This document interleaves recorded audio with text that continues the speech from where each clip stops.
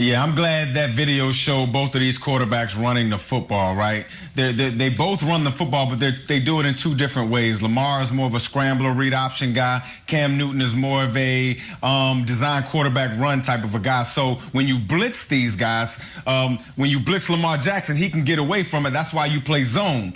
With Cam Newton, when you blitz him, you actually get home and you hit Cam Newton because he's just not that type of a runner. I think Cam Newton has to be great against the blitz in this game coming up tomorrow. The Baltimore Ravens, they blitz over 44% of the time. That's tops in the National Football League. He has to be explosive when he does catch the Baltimore Ravens in a blitz. I mean, 3 of his interceptions this year comes against the blitz. So I think this game is going to be won or lost based on how Cam Newton deals with this pressure from a Wink Martindale defense.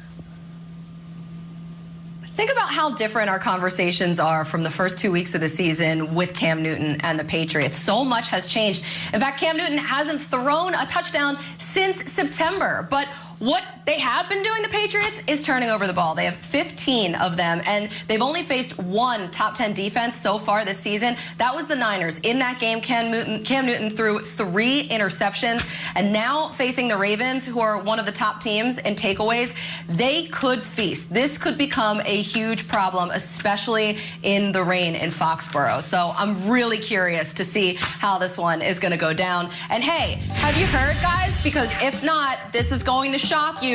The Patriots won the AFC East 16 of the last 17 years.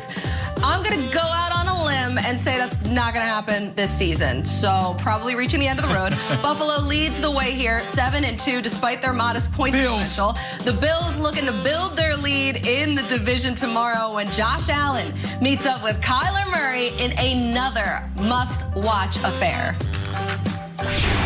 Here is Murray. Murray wending his way. Touchdown, Cardinals. Boy, is he special. Josh Allen takes the snap, going to keep it himself, runs to his right, gets inside the 5, into the end zone, touchdown Buffalo. Short set, throws a deep ball. Left side, single coverage, and it is pulled in by DeAndre Hopkins, and he's got a touchdown. What a catch by Newton. Josh Allen rolling to his right, looks, fires, touchdown! Stephon Diggs somehow brought it in. This is Buffalo Bills football. Airing it out, middle of the field, he's got Kirk, touchdown, an 80-yard strike. Boy, it doesn't get much better than that. Those two, now they know how to score, am I right? Each has 24 total touchdowns this season. The only guys with more, just 2 Super Bowl champs, Russell Wilson and Patrick Mahomes. So they've been getting it done. Both Allen and Kyler Murray, they've elevated their game this season. Mike, Rob, what do you want to see specifically from Josh Allen tomorrow?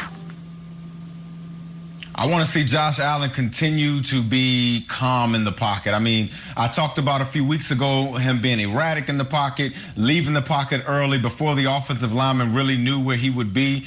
And the last couple of weeks, especially last week against the Seattle Seahawks, he was amazing. I mean, throwing the ball out of the well, he threw for 415 yards, 3 touchdowns, and he was starting to play the game a little bit more with his eyes and his head, moving the defenders around. Again, if Josh Allen can continue this ascent, if he can continue this attack mode, I don't see many things stopping this Buffalo Bills team except the fact that they can't run the football with their running backs. I need to see a 4-minute offense from this Buffalo Bills team. That's really the last thing that they're missing.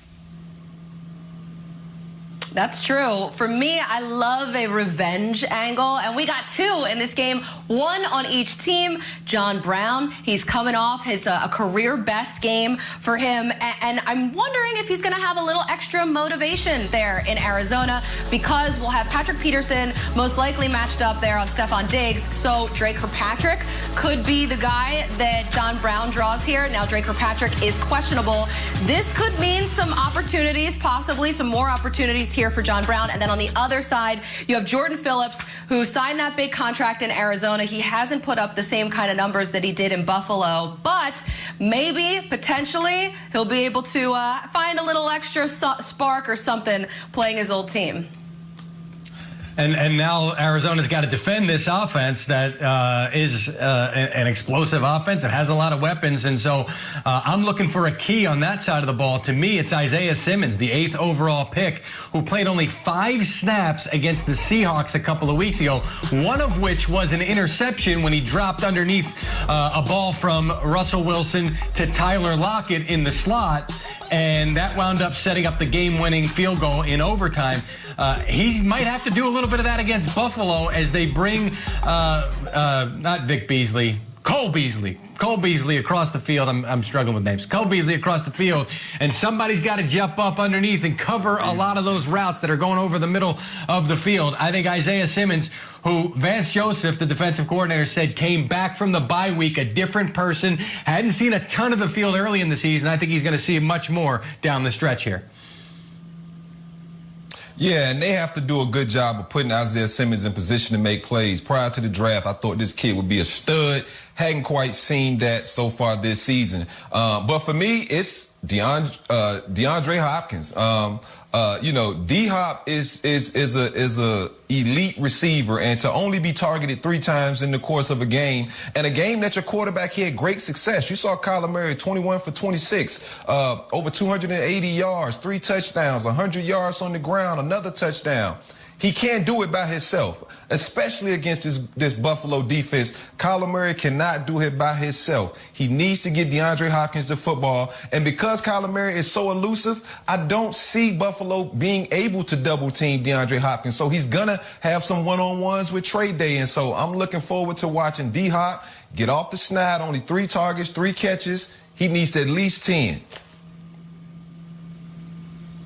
That's one of the huge matchups to watch this week. I couldn't decide between DK Metcalf and Jalen Ramsey or DeAndre Hopkins and Tre'Davious White there. But listen, those two, such fun matchups we have coming our way tomorrow. Coming up next, though, for us here on Good Morning Football Weekend, forget about Canton for a second because, you know what, that's just going to take too long. Why D-Hall is ready to induct Aaron Rodgers into his Hall of Heroes right now. Plus, Robert Woods